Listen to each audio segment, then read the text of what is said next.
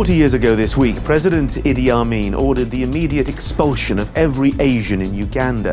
As his soldiers went on the rampage, thousands fled with almost nothing. For 1,300 of those refugees, a remote spot in North Wales became their sanctuary, thousands of miles from their homes and a world away from their culture. Tonight, we talk to some of those who had to rebuild their lives and meet others who chose to make Wales their permanent home. 40 years on, we are here. Idi Amin, who's not here, is dead, and people's lives were turned upside down. You've got to remember that down the streets of Tawin, to see an Asian at that particular time was probably one in about 10,000. My dad was crying, my mum was crying, and it was more sort of tears of relief that we've made it.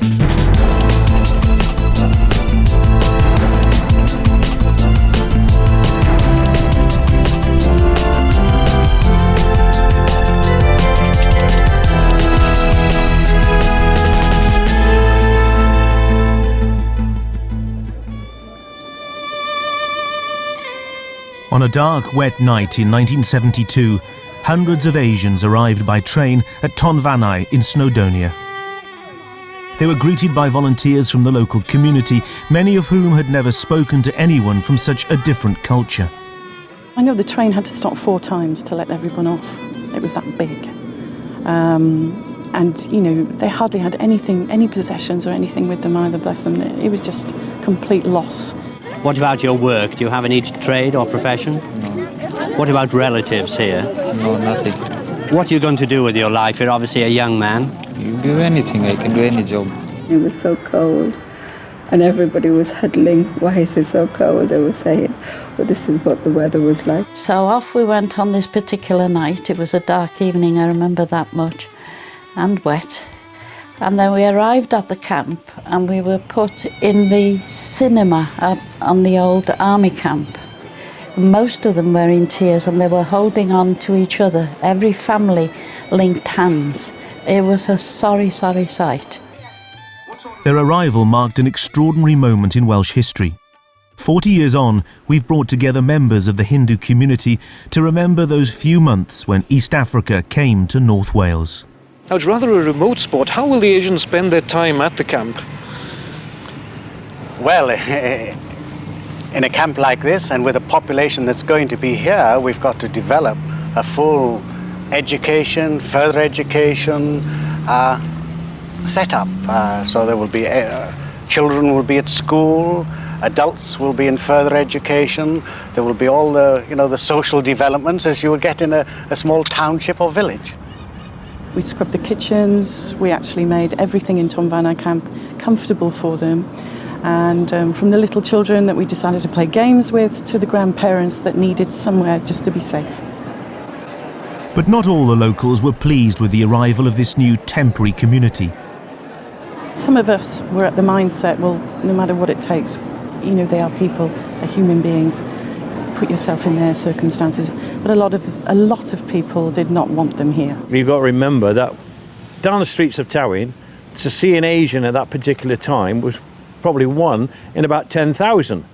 So the impact we were all imagining that was going to happen to our area was quite phenomenal.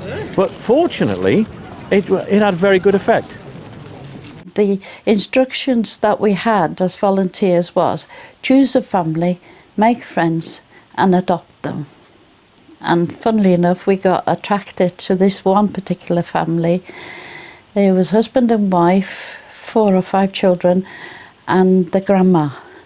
And they were all huddled together in one little heap on the floor, crying their heart out. So went down on the floor with them and talked to them. Many still remember the moment the president of Uganda, Idi Amin, announced that he was going to expel all Asians from the country. Well, it was the 5th of August, Saturday, 1972. And that morning it was announced and people were uncertain whether what he said, whether he meant it or not. Very, very uncertain, and people were disturbed and felt chaotic, and people were hoping that he would say that it was not what he meant.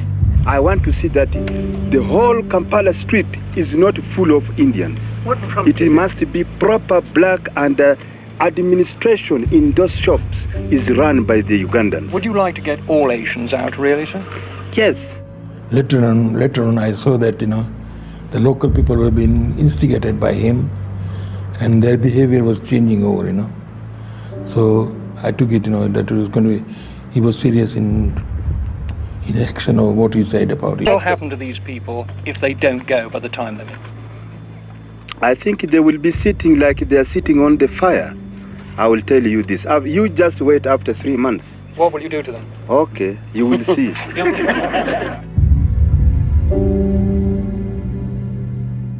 The whole town where I lived started unraveling. A whole life that I had known really started unraveling. I remember distinctly going over to a friend's house who I used to go and visit regularly, and went there and there was no one there. The house was empty, open, and they'd gone. The most terrifying experience was the journey from their homes to catch flights out. Soldiers manned checkpoints along the route to the airport. They would stop us on the road. They emptied my suitcase to see what I was taking with me. I had new clothes because they wanted to take something they'll just take at gunpoint, irrespective of whether what they were taking was precious to us, not. They just took whatever they wanted. I recall one incident when an old man, his daughter was, her belongings was searched, and when they couldn't find anything, the man said, "We have nothing, what are you looking for? We don't have anything." So because he argued with him, he was killed on the roadside, which was, for me as a 10-year-old, was a horrible thing to witness. Also fleeing the violence was Chandrika Joshi, or Chandi, who now lives in Cardiff. She was born and brought up in Uganda. Her father had emigrated from India in the 1930s. It appears that life was idyllic, looking backwards. My father was a priest. My mum was a homemaker. We were 6 children, and I do remember my childhood feeling comfortable, feeling lived in a community where you felt that the whole community was there to protect you and take care of you. But Idi Amin's announcement shattered that apparently idyllic life forever. Calm was replaced by chaos. Was at the airport, I'd passed through. My mother had gone before me, and then I was passed through, and then my sister was following me, and my sister was stopped, and they wouldn't let her go through. She had a few coins in her pocket, which were Ugandan currency, and of course we couldn't take Ugandan currency out, but rather than just take those few coins from her, they decided to say you are taking currency out of the country. She was only 16, and made a huge fuss. So I think that started the trauma. So my recollection as we were leaving was watching my mother's face, because I only remember the face, and I could never get that out of my mind. I'd never seen my mother like that. It was against this backdrop that 14-year-old Chandi, her sisters, her disabled father, mother and brothers eventually arrived safely in Tonfanau. I think that looking back, I would say that it was really well organized. We were given, there was a canteen open, so we were given food at the canteen. We were put in schools initially in the camp, and there was, I remember there being netball, going out to play netball, going out to play hockey. The stability that I described as a child, really, for me, if I look back now, was lost in the camp, really. Because, my mum was very strong, and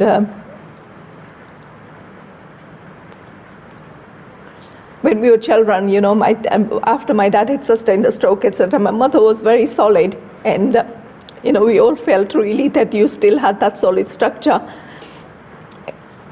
I think the sad thing was my mother became very, very ill in the camp, and we were still children, and 1 minute she was okay, and then next thing she was just became very ill. She had rheumatic fever, so her heart, she went into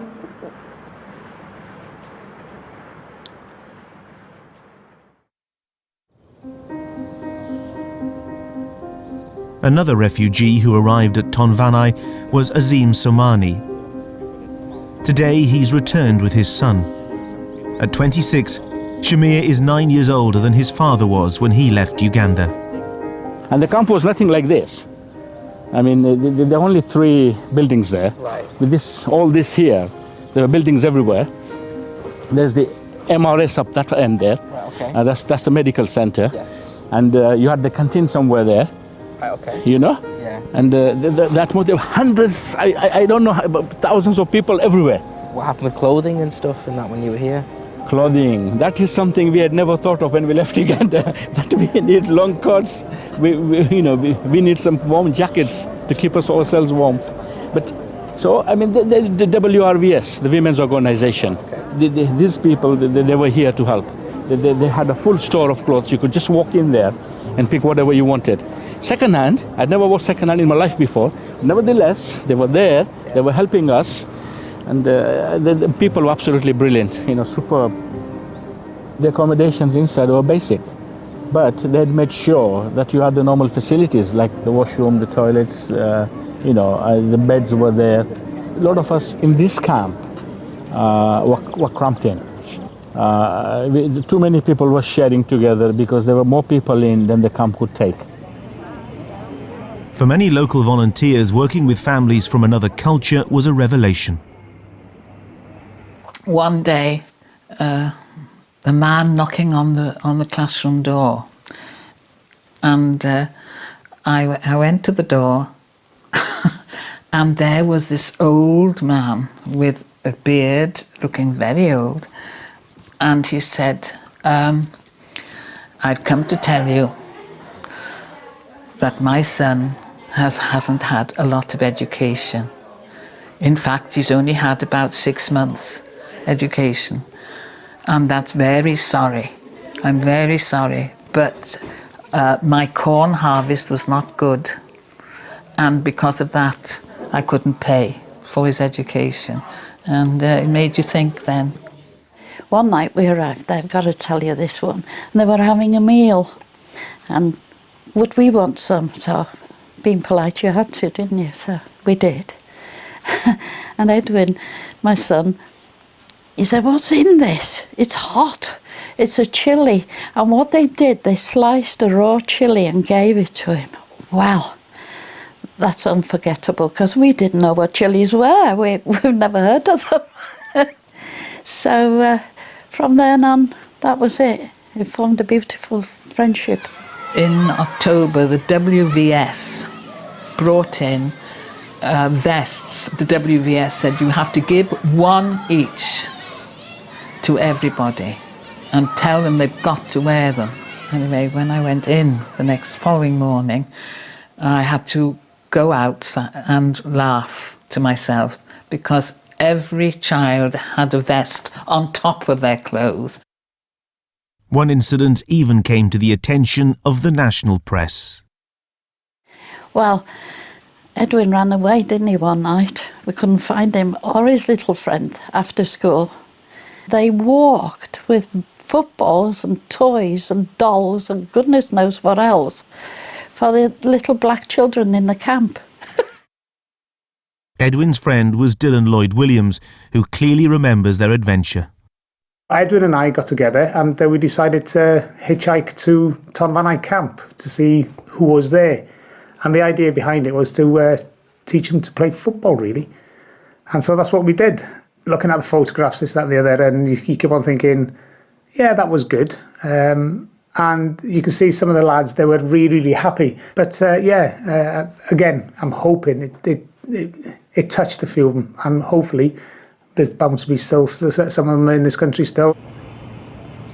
Some of the friendships formed in those few months have lasted 40 years. My biggest honour was I have no brothers or sister. So I was made the daughter of the mother, the superior mother, if you like. And her way of doing it, I don't know if we'd do it today, was mixing blood.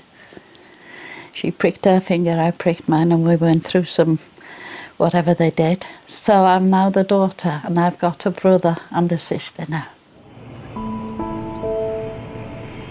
Gradually, the Ugandan Asians were offered homes around the UK and started to rebuild their lives. Azim and his family moved from Tonfanau to Stockport, spending their first Christmas there in 1972. We were the first Ugandan Asian family in town. So we were featured in all the papers and all the media. For me, as much as I love Stockport, but if I was being honest, I had never heard the word Paki before. I didn't know what it meant. So Stockport had that problem. I have some of my best friends in Stockport. Yeah. You guys are all born in Stockport, all four of you. But yes, there was racism. Even in Wales, Ugandan Asians didn't always have an easy time being in such a minority. Pratibha Patel's family were relocated from a camp in England to a house in South Wales.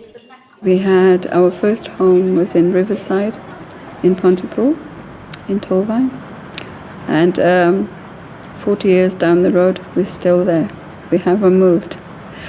We, as girls, when we get married, we move away. So I moved away for 20 years with my husband in London, but those didn't work out, so I came back to look after my mother 2001 when my father passed away and she was on her own.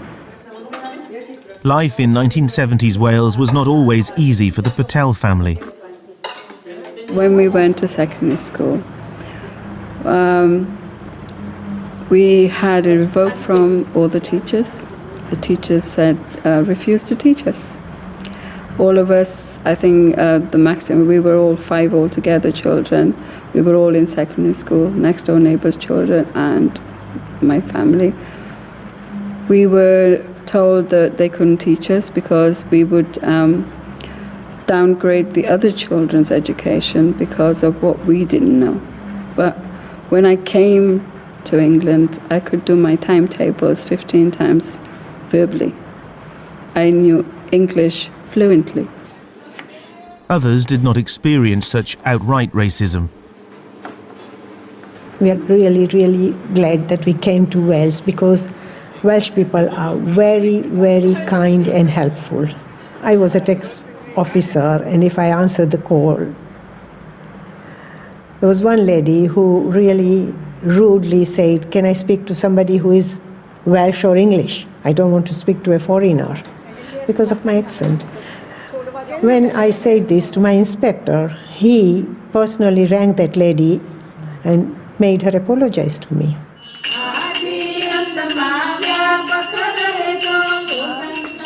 Just a few years after their expulsion, British Asians were invited to return to Uganda, but many decided to stay in the UK.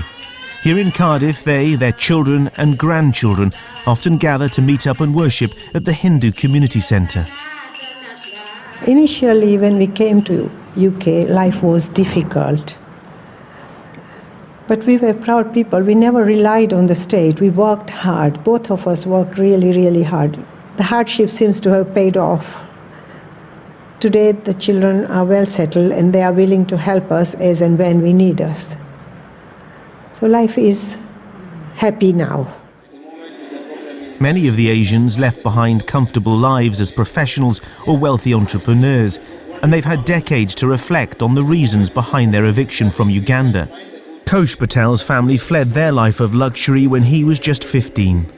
And I've come to the conclusion that if, the Asians had been a little bit more putting back into the community rather than, just taking out as much as possible, a little bit less exploitative then. So to me, I think it was an outcome which was justly deserved.